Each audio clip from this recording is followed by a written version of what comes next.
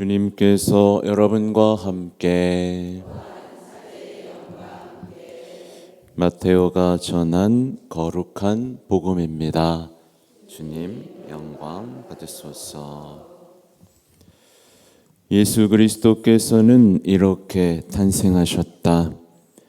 그분의 어머니 마리아가 요셉과 약혼하였는데 그들이 같이 살기 전에 마리아가 성령으로 말미암아 잉태한 사실이 드러났다. 마리아의 남편 요셉은 의로운 사람이었고 또 마리아의 일을 세상에 드러내고 싶지 않았으므로 남모르게 마리아와 파혼하기로 작정하였다. 요셉이 그렇게 하기로 생각을 굳혔을 때 꿈에 주님의 천사가 나타나 말하였다.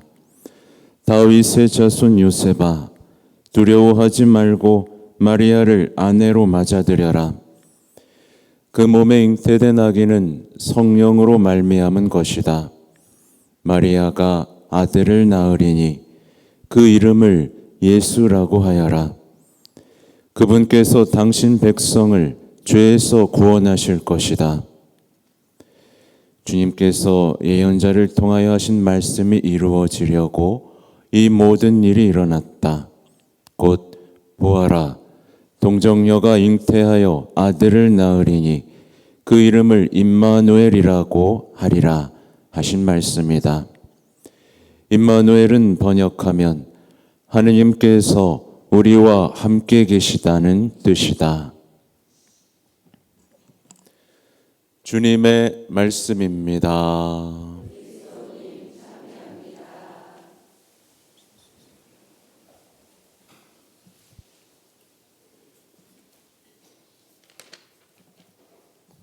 찬미 예수님.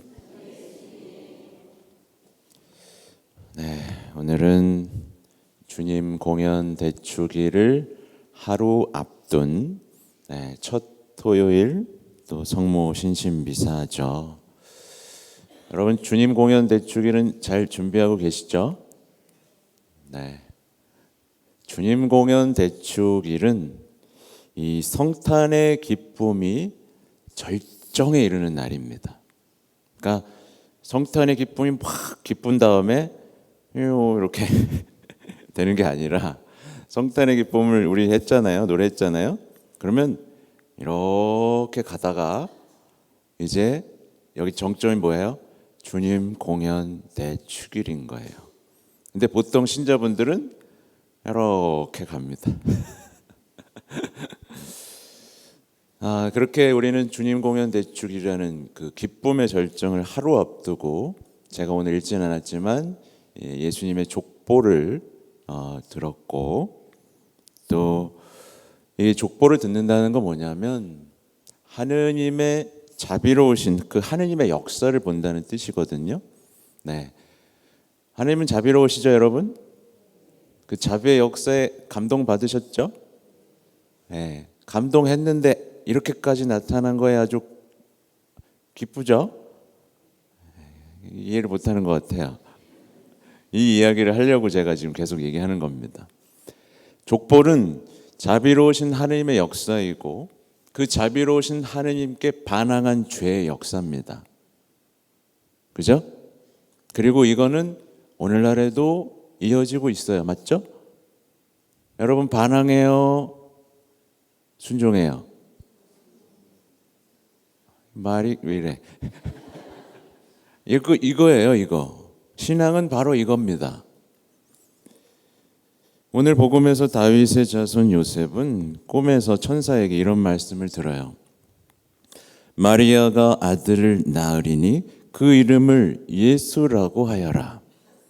그분께서 당신 백성을 죄에서 구원하실 것이다. 이게 다예요. 여러분, 이 말을 들으면 어때요? 박수가 나와요? 아니면 뭐야 이거예요? 많은 분들이 이 말씀을 이해하지 못하거나 실망합니다. 아니, 그냥 고작 오셔가지고 하시는 게 죄를 용서하시고 죄에서 구원하시는 하시는 거야?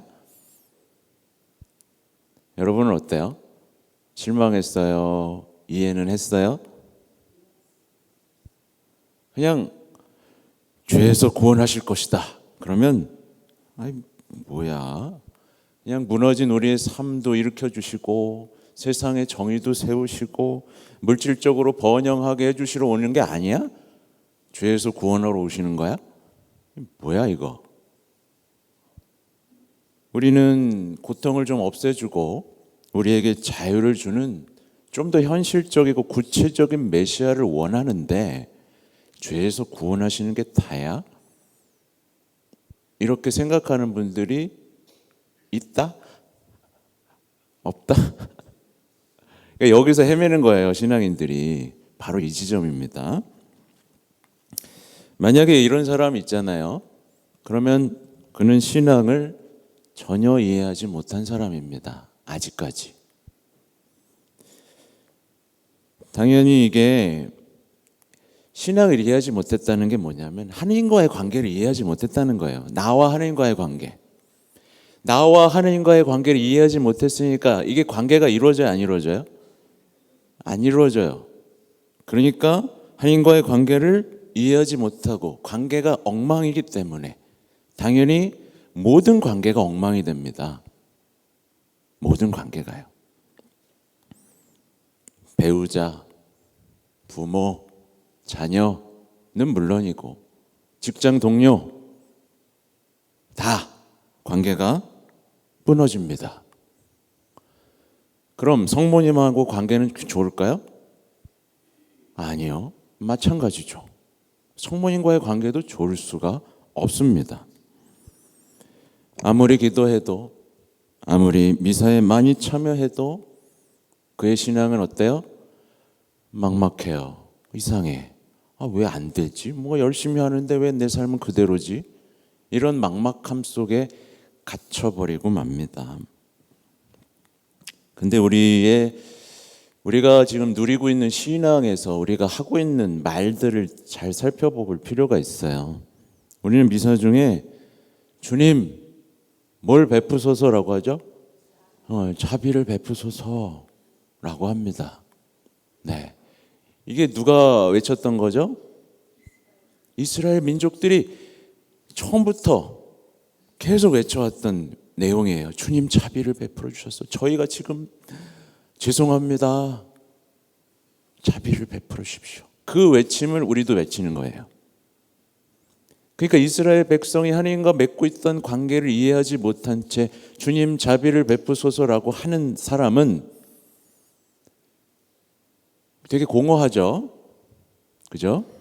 또 우리 죄 지을 때마다 고해소에 들어가서 주님 용서해 주십시오 라고 고해성사를 합니다. 맞죠? 또 성체를 모시기 전에는 어떻죠? 보라,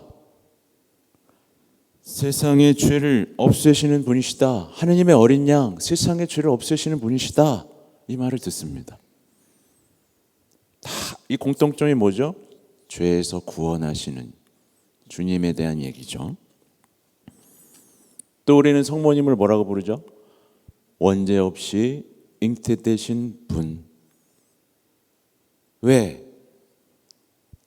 죄와 싸워 이겨야 되는 분이기 때문에 당연히 원죄가 없어야죠. 그죠? 그렇게 우리는 성모님을 원죄 없이 잉태되신 분이라고 부르고 그분을 사랑하고 그분과 관계 맺기를 간절히 원하고 그분께 봉헌하고 다 그럽니다. 그죠? 사실 성모님을 막 사랑하는 이유는 뭐예요? 다시 말씀드리지만 하느님과 진정한 관계에 들어서기 위해서입니다. 성모님보다 하느님과 진정한 관계에 있었던 분이 그 누구도 없기 때문에, 그죠? 우리는 성모님을 사랑하고 성모님을 부르고 성모님과 관계 맺고 그러는 겁니다. 그리스도인들은요, 기도할 때마다 자기가 원하는 것만 얘기합니까? 뭐부터 하죠? 성찰부터 합니다. 주님 앞에서 죄가 있나 없나 성찰부터 합니다. 맞죠? 죄 있나 없나도 안 보고 이거 왜 안 해줘요? 저거 왜 안 해줘요? 이렇게 기도했는데 왜 안 해주죠? 이런 얘기하는 사람 있습니까? 왜냐하면 하나님의 은총은요 언제나 겸손하게 죄를 고백하는 이들 안에서만 작용하기 때문에 우리가 혹시라도 죄를 정당화하고 있지는 않나, 죄 속에서 살고 있지는 않나, 하느님을 홀대하고 있지는 않나를 돌아본 다음 기도합니다. 안 그러면 은총 속에 살 수 없으니까. 그래서 어떤 사람이 난 의인이고 죄가 없다 라고 말한다면 남들도 다 그렇게 사니까 고해성사를 피하고 산다면 그는 뭐죠? 요한 1서의 말씀에 따르면 자신을 속이는 것이고 그에게는 진리도 없고 말씀도 없는 것. 그래서 얼마 전에 봤지만 자기 형제를 미워하는 사람은 다 살인자라고 하잖아요. 그 삶으로 들어가는 그냥 악마에게 속한 사람으로 살아갈 수밖에 없어요. 그래서 보면 여러분 아픈 사람들 많죠? 네. 여러분 왜 고개를 피해요? 네, 치유받으려고 여기저기 다니는 사람 엄청 많습니다. 근데 진정한 치유에는 항상 죄의 용서가 있어요. 그래서 복음에 다 나오는 내용이에요. 이거 주님 자비를 베풀어 주십시오라고 합니다. 먼저 진정한 삶을 회복하고 싶다면 또 뭐가 있어야 되죠?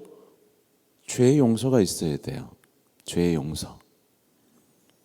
이게 이스라엘의 역사예요. 그죠? 이스라엘의 역사고 성경 속 인물들의 삶이었습니다. 그래서 이스라엘 백성은 자신들의 삶에 비극이 덮칠 때마다 하나님을 막 부르짖었어요. 주님, 자비를 베풀어 주십시오. 다윗을 볼까요? 다윗 죄 졌죠? 네. 자기의 죄가 얼마나 무거운지를 알았죠? 그래서 주님께 부르짖었습니다. 욥 어때요? 죄를 짓지는 않았지만 뭔가 하나님과의 관계가 잘못되어 있다라는 것을 고치는 계기가 됐죠? 그죠?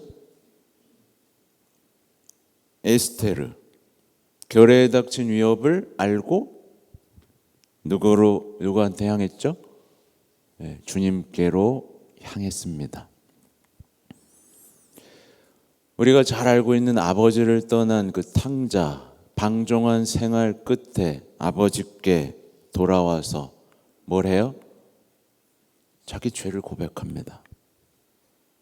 자기의 어리석었던 삶, 자기의 죄들을 고백합니다. 오늘 창세기 들으셨잖아요. 창세기에도 죄를 짓고 하나님과의 관계가 엉망이 된 사람의 얘기가 나옵니다. 이게 성경 첫 부분부터 나오는 거예요. 하나님과 관계가 엉망이 된 사람들. 너 어디 있느냐? 너 어디 있느냐? 여러분 어디 있습니까? 하나님과 관계를 막 누립니까? 성모님 품 안에서? 하나님의 에덴 동산인 성모님의 품 안에서 하나님과의 관계를 누려요? 아니면 자꾸 숨바꼭질해요? 너 어디 있느냐?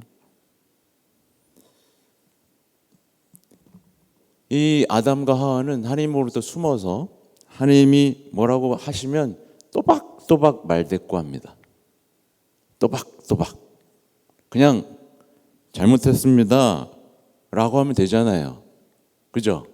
잘못했습니다 하면 되는데 또박또박. 너 어째요 이런 잘못을 저질렀느냐? 그러면 잘못했습니다. 제 탓입니다. 제가 뱀 얘기를 믿는 게 아니었어요. 대화하는 게 아니었어요. 잘못했습니다. 그게 아니었죠? 어떻게 했어요? 제가 먹으라 그랬는데요. 완전히 삐뚤어진 관계. 자, 왜 이렇게 길게 얘기를 하냐면 우리는 진짜 참 신앙생활하기 어려운 시대를 살고 있습니다. 진짜 어려운 시대를 살고 있어요. 아무리 듣고 아무리 찾아가고 아무리 배워도 안 된다라고 말하는 사람들이 너무나 많은 시대를 살고 있습니다. 기쁨이 없는 시대를 살고 있어요. 신앙의 기쁨이 없는 시대를 살고 있어요. 미디어와 세상이 지금 우리들을 죄에 대해서 무감각하게 만들고 하느님이라는 존재를 흐리게 만드는 시대를 살고 있어서 그게 다 여기 들어와 있기 때문에 그렇습니다. 죄는요, 제가 지금 근데 참고로 말씀드리면 제가 지금 하는 강론의 내용은 자비로우신 하느님이라는 요한 바오로 2세 교황님의 회칙에 근거합니다. 또 베네딕토 16세 교황님의 글에도 의지하고 있고 제2차 바티칸 공의의 문헌에도 의지하고 있습니다.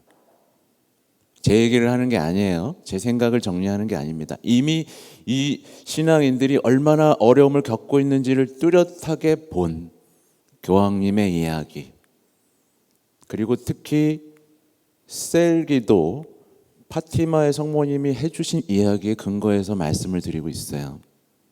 죄는요, 쉽게 말하면 하나님께 반항하는 겁니다. 하나님께 반항하는 거예요.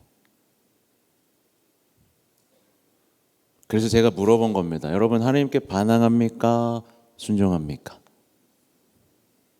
집안에서 잘 살고 있는 작은 아들입니까?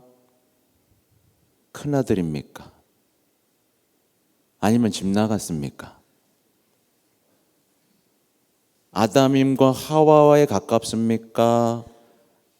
원죄를 뱀하고 대화하기 전에 아담과 하와와 가깝습니까?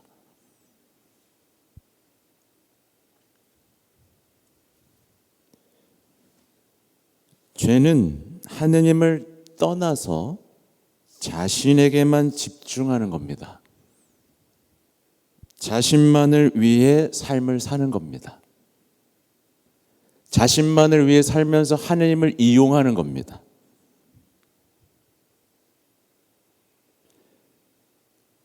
근데 TV 켜보세요. 다 자기를 위해서 살라 그러죠? 그죠? 네. 독극물입니다. 하나님을 없애버리고 있잖아요. 이 시대의 사조를 보세요. 계몽주의, 지식, 물질주의에서 하나님이 없죠? 하나님 조롱하는 사람들의 말을 그대로 듣고 있는 거예요. 아니, 나부터 사랑해, 하나님도 사랑하지 않습니까? 라고 따지는 사람들이 그래서 나타나는 거예요. 또 죄란 하느님이 아닌 피조물과의 관계에서 기쁨을 느끼는 겁니다. 여러분, 피조물과의 관계에서 기쁨을 느끼죠? 하느님이 아닌. 결정적으로 하느님을 내 삶의 모든 근원으로, 나의 근원으로 인정하지 않는 거예요. 창조주, 나의 모든 것, 그리고 내가 다시 돌아가야 할 분, 이분으로 인정하지 않는 겁니다. 그래서 파티마의 기도에는 믿지 않고 찬미하지 않으며 의지하지 않고 사랑하지 않는 자들. 보세요. 제가 반항하는 거, 불순종, 자신만을 위해 사는 거, 이용, 네, 피조물과의 관계에서 느끼는 그 기쁨 느끼는 거, 불륜, 자신의 근원으로 인정하지 않는 거, 찬미하지 않음, 이게 다 죄예요, 여러분. 이런 사람이 어떻게 내 삶이 나아지기를 바랄 수 있겠습니까? 죄인데, 이렇게 되면 성탄의 기쁨을 제대로 누릴 수가 없죠. 그 자비로우신 하느님이 사람이 되셨다는, 그리고 죄를 용서해 주시고 우리 죄를 위해 목숨을 내놓으셨다는 그 기쁨을 누릴 수가 없죠. 가장 인간적인 삶을 받아들였다는 것에 기뻐할 수가 없죠. 주님 공연 대축일도 마찬가지죠. 주님 공연 대축일, 주님이 온 세상에 드러났고 모든 이들에 대한 구원으로 드러났다는 것에 기뻐서 손뼉 칠 수가 없습니다. 그게 나랑 무슨 상관이지라는 말만 반복할 수밖에 없어요.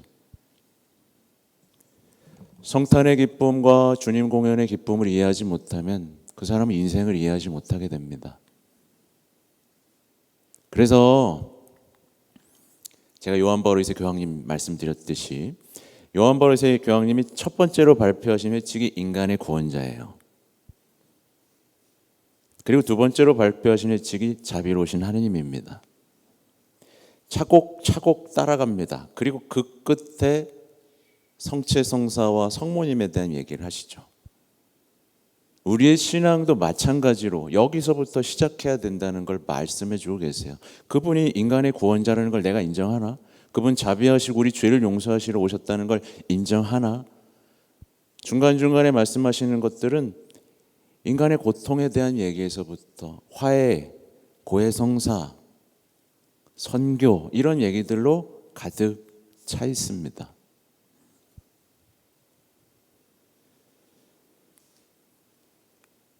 하나님과의 관계가 제대로 맺어지지 않으면 성모님을 부르면서도 영적으로 공허해져요. 묵주기도를 바치면서도 영적으로 승리하고 삶이 회복되는 기적을 누리지 못합니다.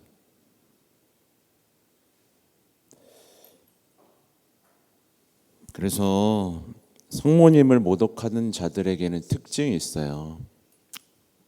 예수님께 대한 진정한 사랑, 뜨거운 관계로 못 들어간 사람들이 성모님을 모독합니다.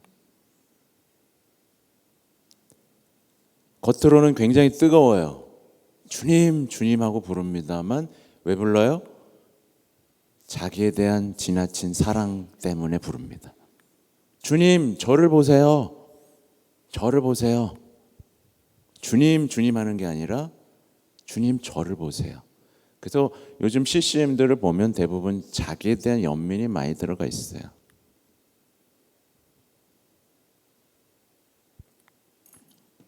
그리고 그렇게 되면 죄에 대한 감각이 마비되게 됩니다. 다 괜찮은 거. 주님은 우리가 행복하길 바라시고 잘 살길 바라실 뿐이야 라고 하면서 주님을 떠나는 거잖아요, 이게. 그죠? 주님을 떠나고 주님을 반항하는 거잖아요. 그러면서 어떻게 신앙을 누리겠어요? 어떻게 주님이 주시는 원수를 사랑하기까지 하는 그 계명을 받아들일 수 있겠습니까? 그러니까 우리가 이 시간 다시 한번 주님께, 우리 성모님께 전고해야 되는 것은, 성모님, 저도 성모님이 누리셨던 하나님과의 관계를 누리게 해주십시오. 성모님께서 성부와 성자와 성령 하느님과 누리셨던 그 뜨거운 사랑의 관계가 저에게도, 그렇게 이스라엘 백성이 부르짖었던 하느님과 저도 관계 맺게 해주십시오. 그래서 더 이상 죄의 역사가 아니라 구원의 역사 속에서 내가 더 이상 주인공이 되는 삶이 아니라 하나님이 주인공이 되시는 그 성모님의 삶에 저도 동참하게 해주십시오 라고 전구해야겠습니다. 여기 계신 모든 분들이 하나님과의 관계를 제대로 회복하고 내가 가장 가까운 사람들과도 사랑할 수 있는 성숙한 영적인 그리스도인으로 다시 탄생할 수 있기를 기도하겠습니다. 아멘.